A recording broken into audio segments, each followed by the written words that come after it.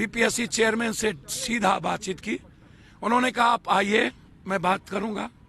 Detail बातचीत उन्होंने की और उन्होंने कहा मैं डीएमएसपी साहब को भी बुलाऊंगा कि किस आधार पर उन्होंने लाठी चलाया और केस एफआईआर किया।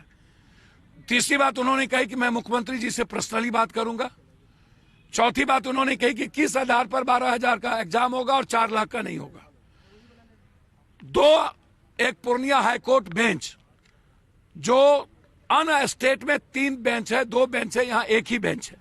तो एक ये मुद्दा, एक दूसरा यूपीएससी, इन दोनों मुद्दों पर बीपीएससी, दोनों मुद्दों पर इन्होंने पूरी इंक्वायरी की बात कही है, ऊपर से नीचे वार्ता करने की बात कही है और बीपीएससी के चेयरमैन को बुलाया है और उन्होंने कहा कि ये गलत हुआ है। बीपीएससी के चेयरमैन ने कहा कि कोई डेलीगेट आ रहा है। मैंने कहा कौन डेलीगेट, ये कौन फिर फ्रॉड की ओर आ रहा है? इतना बड़ा गुंडा मैंने दुनिया में नहीं देखा। मसल पावर, ये एक तो इस आंदोलन को बेच दिया पैसा लेकर के, इन्होंने भी पैसा लेके बेचा, बच्चों का इस्तेमाल कर लिया और रात में 3 बजे जाकर के गुंडागर्दी बच्चों के साथ किया, गाली गलौज की। कहता है तुमको तो कम्बल दिए, तुम्हारी औकात क्या है?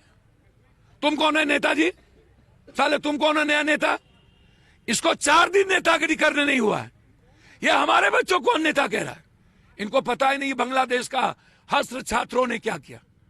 इसी भारत में छात्रों की भूमिका आजाद क्या थी?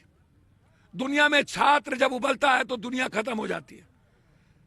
यह सत्याग्रह है छात्रों का, कोई रोक नहीं सकता। किस पर हमला करेंगे? सुगर के गुह पर हमला करने की चीज है? हिजरा है ये लोग जो राज्य छात्रों को इस्तेमाल करते हैं, गुंडागर्दी करते हैं, छात्रों को धमकाते हैं। हम नहीं कह रहे, छात्र बोल रहे हैं। केस करवा दिया और इस आंदोलन को बेचा। इतना बड़ा गुंडा है वो।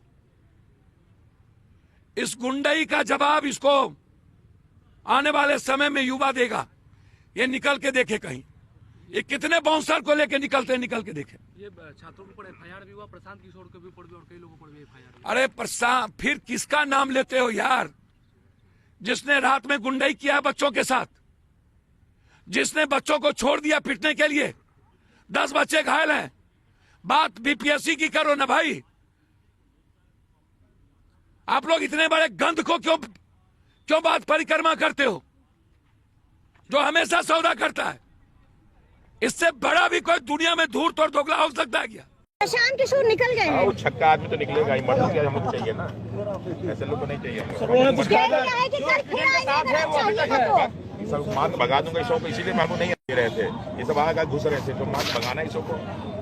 नीतीश सरकार का बिहार में पूरा सिस्टम ही लीक हो चुका है और जिस तरह बीपीएससी अभ्यर्थियों छात्रों का भविष्य इस डबल इंजन की एनडीए नीतीश सरकार ने अंधकार में कर दिया है और वो अपनी जायज मांगों को लेकर के लोकतांत्रिक तरीके से सरकार से गुहार लगा रहे हैं, तो उनके ऊपर लाठियां डंडा से बारिश की जा रही है। लाठी डंडे से अपराधियों की तरफ पीटा जा रहा है। छात्रों नौजवानों का भविष्य सरकार ने पहले अंधकार में किया और जब छात्र अपना भविष्य बचाने की गुहार लगा रहे हैं तो लाठी डंडे बरसा रही है।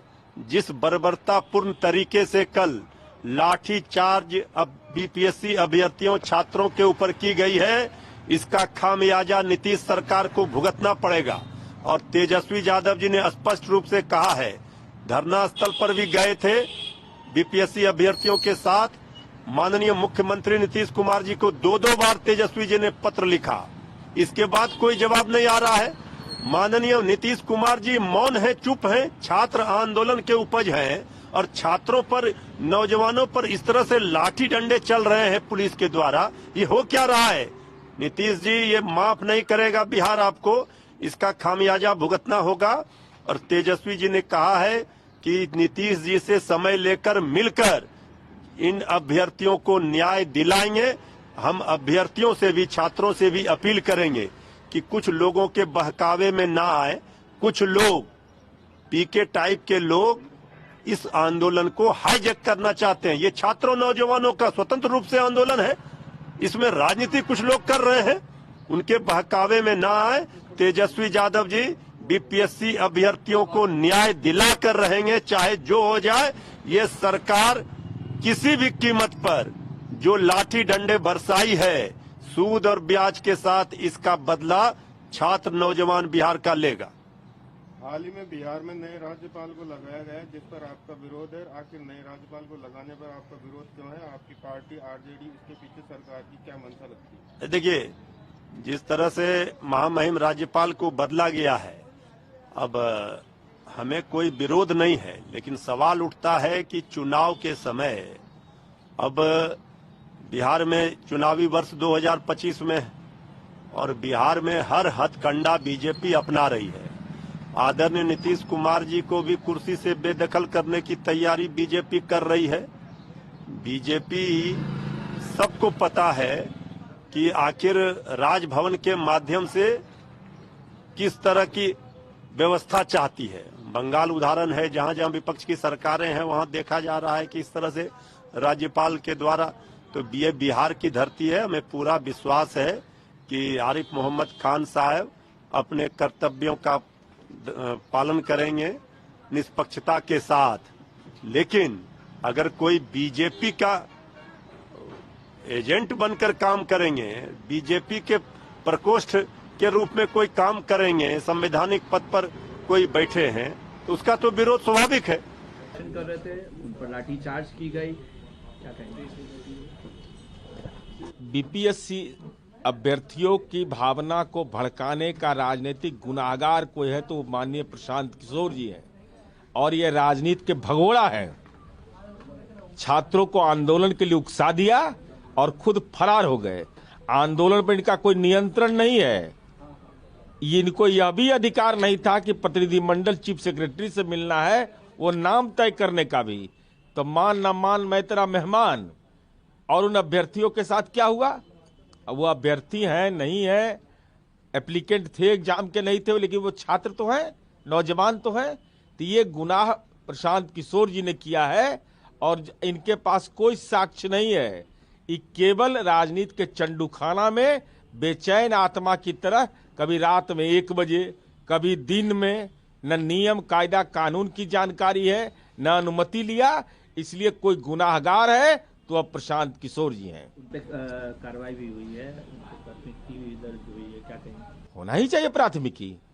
एक कंपनी चलाना है, आप लोगों की भावना को भड़का दीजिएगा, बच्चों के साथ बच्चों का शोषण करिएगा, उसको याचक बना रहे थे। का वीडियो आया है, एक कंबल मांग रहे थे। अरे किसकी औकात है कंबल देने का? उनके अभिभावक इतने संपन्न रहते हैं, बच्चों को पढ़ने के लिए नीतीश कुमार जी ने 4 लाख रुपया दिया है, आपके कंबल की याचना करने के लिए नहीं है।